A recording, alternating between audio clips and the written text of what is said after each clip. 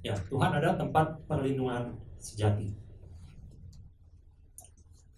Banyak cara yang dibuat manusia untuk melindungi dirinya sendiri, membuat benteng-benteng. Puisi ini, Mazmur 91, dibuat oleh Musa untuk menggambarkan bahwa orang yang ada dalam perlindungan Tuhan itu punya perbedaan. Orang yang dalam perlindungan Tuhan itu punya kekuatan, bukan benteng yang dibuat oleh manusia itu sendiri. Kita secara manusia suka untuk membuat benteng. Bahkan zaman dahulu dicatat di Alkitab, manusia mencoba bikin benteng yang sangat kuat, disebut dengan Menara Babel, yang sangat tinggi. Untuk apa? Untuk membesarkan dirinya, untuk menunjukkan bahwa mereka itu kuat.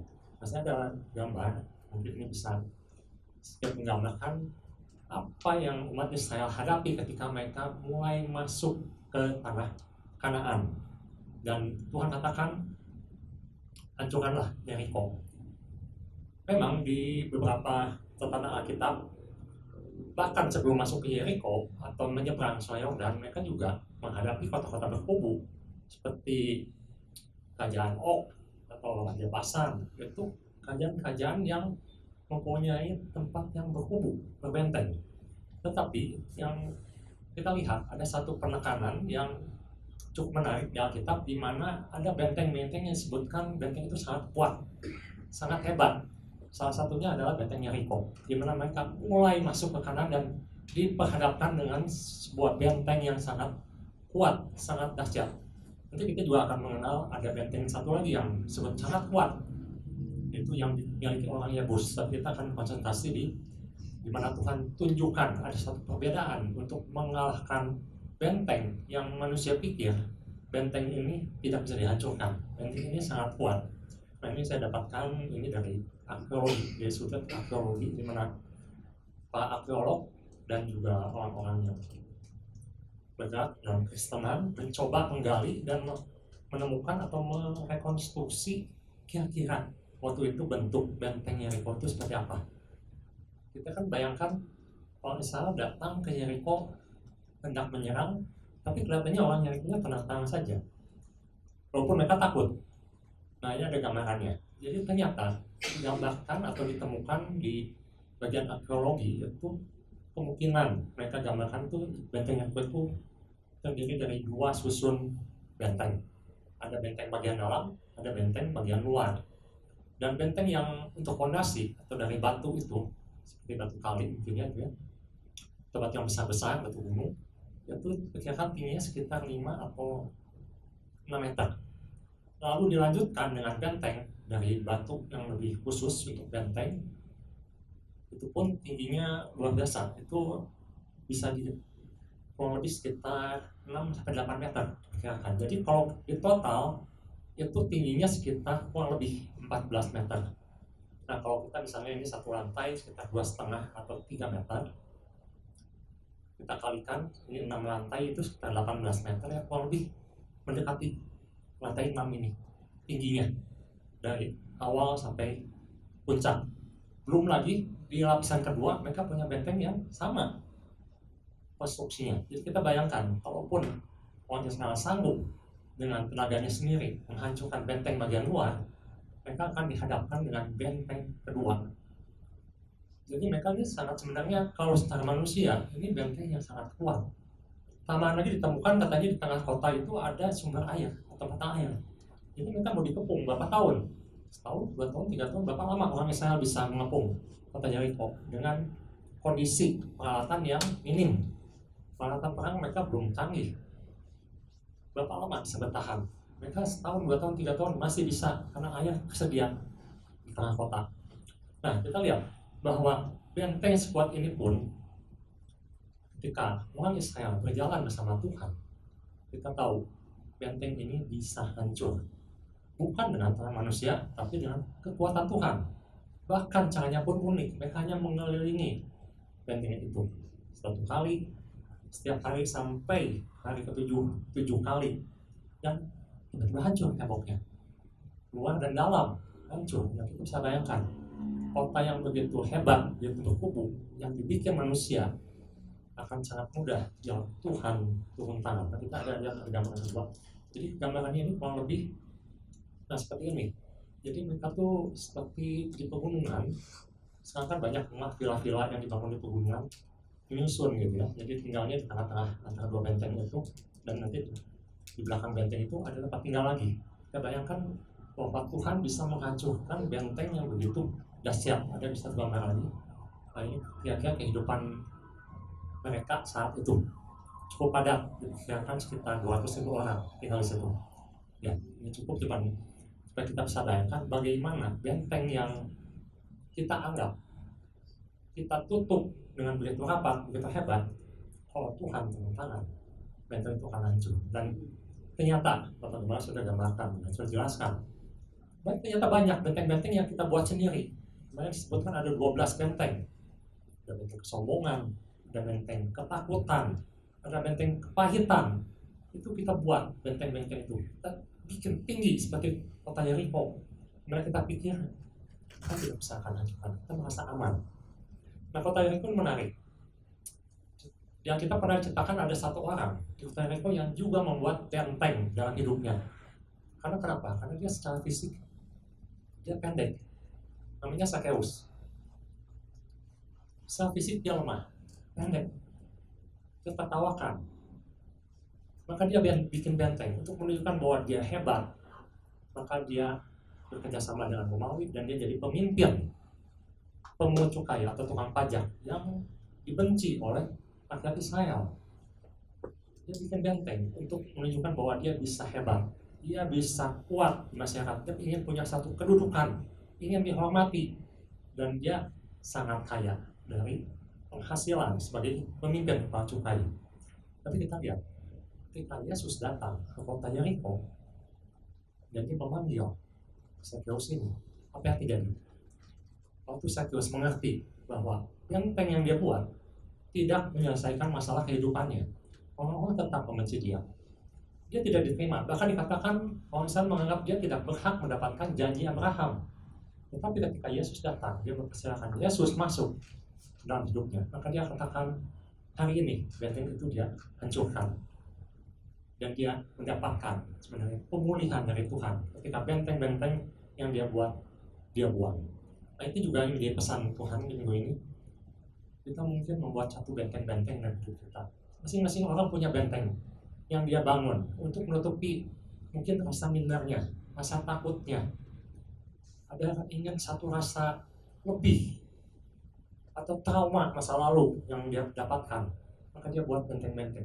Yang paling orang luar mungkin lihat dia kuat, dia hebat, tapi di dalamnya dia hancur. Nah, Tuhan ingin kita pulihkan. Dan juga dalam suatu keadaan yang sekarang kurang baik di luar tangan, Tuhan berikan satu janji. Seperti kita Yeriko mungkin kelihatannya mustahil, begitu sulit dihadapi. Tapi Tuhan katakan bersama Tuhan benteng itu akan hancur. Kita akan meraih kemenangan. Mari kita lihat sebelum masuk ke firman, kita lihat di Khotbah 1 ayat 14. Banyak benteng-benteng yang dibuat manusia, dan secara umum manusia itu membuat benteng untuk hidupnya, yang terutama kebanyakan adalah materi atau mamon. Karena Tuhan katakan musuh terbesar dalam saingan Tuhan itu adalah mamon, materi. Orang bekerja keras siang malam untuk mendapatkan materi atau uang. Yang kedua, kekuasaan.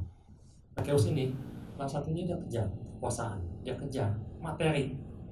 Tapi juga ada orang yang mengajar di bidang keagamaan, ingin disanjung, ingin dihormati sebagai pemimpin di rohanian. Ada orang juga yang mengejar di pakaian, kejar supaya orang mengakui bahwa dia hebat. Tapi apa kata Khotbah? Kita lihat Khotbah 1 ayat 14. Ada satu orang yang sudah memiliki semuanya, pada dia materi, dia punya kekuasaan, dia punya sebagai pemimpin, dia miliki. Tapi ada satu yang dia katakan, Khotbah 1 ayat 14. Dia katakan seperti ini, aku, Salomo, setelah melihat segala perbuatan yang dilakukan orang di bawah matahari, Tetapi lihatlah, segala sesuatu adalah kesia-siaan dan usaha menjaring angin. Jadi Salomo katakan dia sudah lakukan, dia sudah mengerti, dia sudah dapatkan semua apa yang diinginkan oleh manusia. Tapi dia katakan semuanya sia-sia. Apa yang sia-sia? Ternyata ada satu nilai yang harus manusia dapatkan supaya hidupnya berarti. Kita lihat di Mazmur pasal 91, Musa sebagai orang yang dekat dengan Tuhan, yang mau dipimpin Tuhan, dia katakan, saya akan bacakan terutama di ayat yang pertama, dia katakan, orang yang duduk dalam lindungan yang maha tinggi dan bermalam dalam naungan yang maha kuasa, ayat kedua, akan berkata pada Tuhan, tempat perlindunganku dan kubur pertahananku, Allahku yang ku percayai.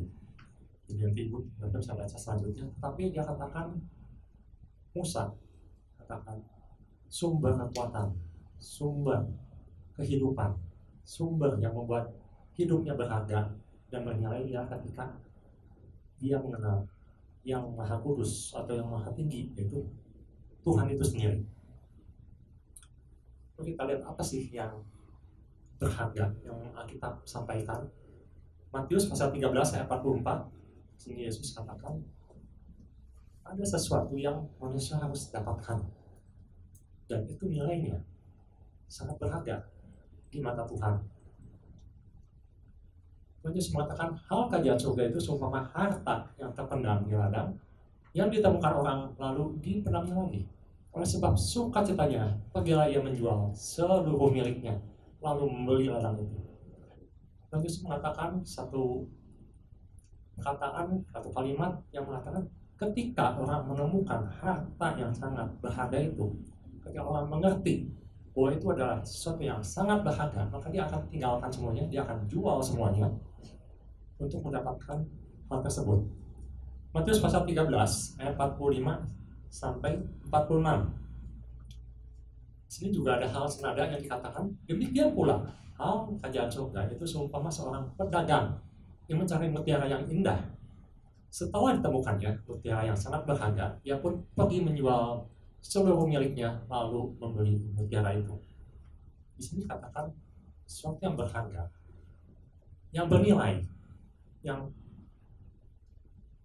berarti artinya harus diperjuangkan untuk didapatkan. Seperti mutiara yang mahal, itu adalah kerajaan Allah. Jadi Yesus mengatakan sini, yang sebenarnya terpenting bukanlah materi, bukanlah kekuasaan, bukanlah agama, bukan kepandaian, tetapi yang terpenting adalah tentang kerajaan Allah. Mengapa Yesus katakan seperti itu? Karena kerajaan Allah ini menyangkut bukan hanya soal kehidupan manusia, tapi ada juga hal-hal yang tersembunyi di situ. Ada hal-hal yang menyatakan Allah untuk anak-anak Tuhan. Ada otoritas, ada kuasa, ada misi. Kita lihat Filipi pasal 3 ayat 7 sampai 8.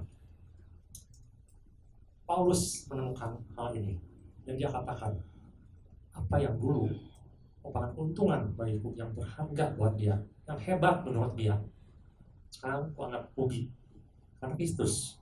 Ayat 8, malahan segala sesuatu aku anggap rugi karena pengenalan akan Kristus Yesus Tuhanku lebih mulia dari segalanya. Oleh karena dialah aku telah melepaskan semuanya itu dan menganggapnya sampah supaya aku memperoleh Kristus. Jadi saya jelas, semua orang tokoh Alkitab yang sadar akhirnya bahwa sebenarnya apa sih yang Tuhan inginkan dalam kehidupan sebagai anak-anak Tuhan untuk dapatkan dalam kehidupannya. Bukan soal materi, bukan soal makan atau minum atau sukacita, bukan soal harta yang banyak, bukan soal kekuasaan. Itu Tuhan bisa berikan, bukan artinya tidak boleh, tapi ada hal yang lebih berharga, ada satu hal yang lebih penting sebelum hal itu didapatkan. Salomo meminta hikmat Tuhan, lalu Tuhan berikan yang lainnya. Dan Tuhan bilang, Salomo ini meminta sesuatu yang benar. Hikmat Tuhan. Siapa hikmat itu? Hikmat itu adalah Tuhan sendiri. Ketika Salomo ingin mengerti tentang Tuhan sendiri, memberikan semuanya. Dan akhirnya dia katakan sesuatu yang duniawi itu, akhirnya dia katakan semuanya sia-sia. Semuanya sia-sia. Mari kita lihat Mazmur pasal 91 ayat 14 sampai 16. Bagaimana seorang percaya bisa mendapatkan atau bisa dekat dengan penciptanya dan bisa mengerti tentang kerajaan Allah, tentang kerajaan surga. Di sini katakan oleh Musa, Mazmur pasal 91 ayat 14. Sungguh, hatinya melekat kepadaku, maka aku akan meluputkannya. Aku akan membentenginya, sebab dia mengenal namaku. Ayat 14 mengatakan, bagaimana seorang bisa kuat, bisa sesuai dengan apa yang Tuhan inginkan. Ayat 14 mengatakan, kalau dia mengenal Tuhan.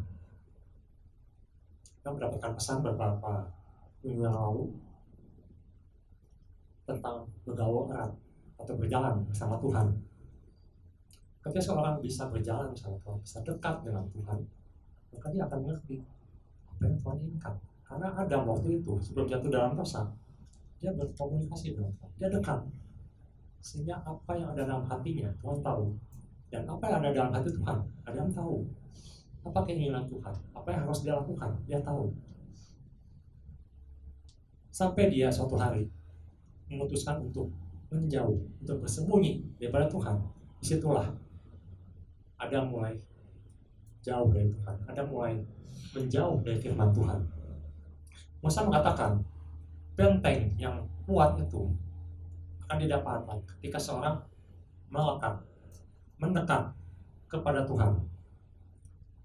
Mazmur pasal 1, kita lihat, Daud menemukan hal yang sama. Daud katakan benteng yang kuat itu bukan karena dia seorang raja. Benteng yang kuat bukan karena dia jago perang. Benteng yang kuat bukan karena dia punya prajurit yang hebat. Mazmur 1, pasal 1. Kita akan lihat beberapa ayat di sini. Daud katakan, berbahagialah orang yang tidak berjalan menurut nasihat orang fasik, yang tidak berdiri di jalan orang berdosa, dan yang tidak duduk dalam kumpulan pencemooh. Daud katakan, seorang yang berbahagia, seorang yang hidup dalam lindungan Tuhan, seorang yang dibentengi Tuhan hidupnya, adalah ketika ia tidak berjalan menurut nasihat orang fasik, atau dalam kata lain, dia tidak mendengar apa kata dunia. Tapi orang yang mendengar apa kata Tuhan, itu kata kuncinya. Yang kedua, dia katakan yang tidak berdiri jangan orang berdosa, yang tidak melakukan apa yang sama dengan orang dunia lakukan. Standarnya standar kerajaan Allah, bukan standar dunia. Mungkin menurut dunia hal yang menurut Tuhan dosa itu oke-oke saja. Tetapi kalau kita lihat standar dari Tuhan, itu katakan dalam Alkitab. Misalnya contoh, kalau di Amerika sekarang ada satu reformasi menurut saya, reformasi moral, di mana presidennya mengatakan gender sekarang itu yang betul adalah 2, itu sesuai dengan Alkitab. Tapi menurut dunia gender itu banyak dan orang bebas menentukan gendernya. Itu satu standar yang berbeda dengan standar Tuhan. Karena Tuhan katakan Tuhan menciptakan awal itu laki-laki dan perempuan, jelas di situ. Jadi standar Alkitab itu berbeda dengan standar dunia, dan Daud katakan berbahagialah atau orang yang berjalan dengan standarnya Tuhan, bukan standarnya dunia. Walaupun dunia mungkin memberikan sesuatu yang menarik, sesuatu yang kelihatannya masuk akal, sesuatu yang menurutnya ada satu kebebasan mutlak dari manusia, tapi Daud katakan bukan itu standarnya. Standarnya adalah firman Tuhan, bukan mengikuti jalan dunia. Dan Daud katakan di sini, yang tidak berdiri di jalan orang berdosa, tidak hidup sama dengan orang berdosa. Kita lihat Yohanes pasal 15 ayat 14. Apa yang Yesus katakan ketika dia katakan bahwa sama dengan apa yang Musa katakan, Di ayat 1 dan kedua, orang yang duduk dalam lindungan yang maha tinggi dan dalam naungan yang maha kuasa akan berkata pada Tuhan, tempat perlindunganku dan peganganku Allahku yang ku percayai. Maksudnya apa?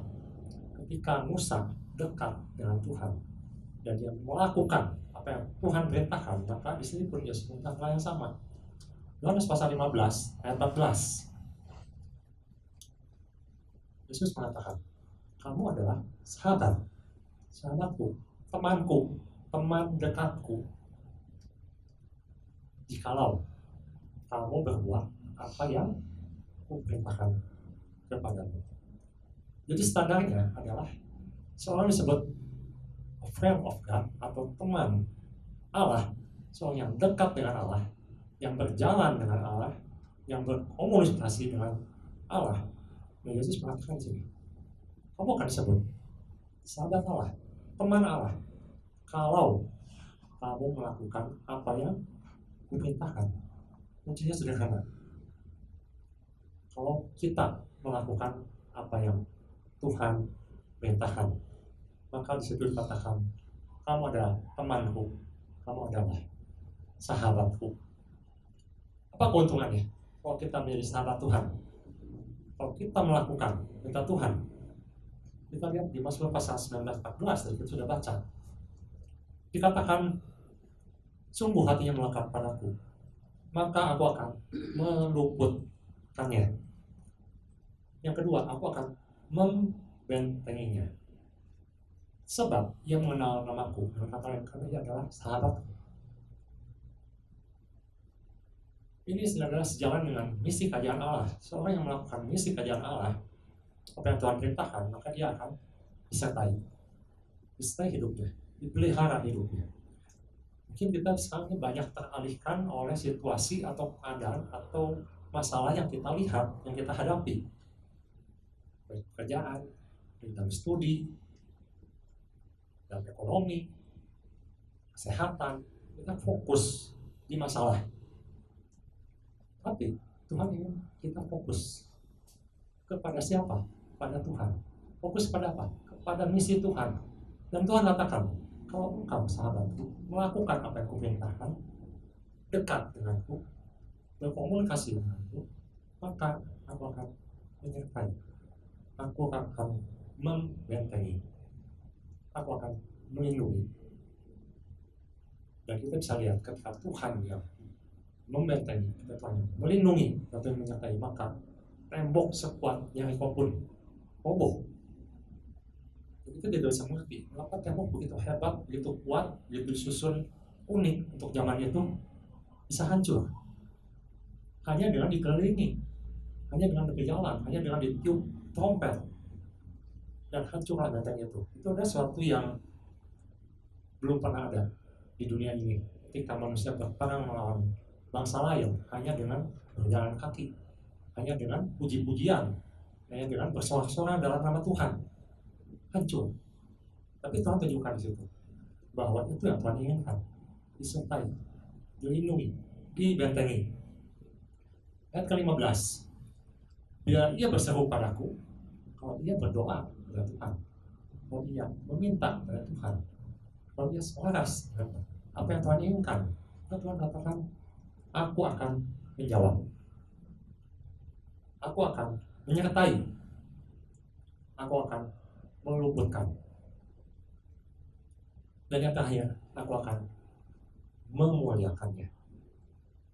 Di ayat 15 ini katakan, seorang yang Tuhan lindungi, seorang yang Tuhan sertai, maka dia akan mendapatkan kemuliaan, dia akan diangkat naik. Maka manusia itu pengennya, saya naik, saya hebat karena saya mampu, karena saya bisa.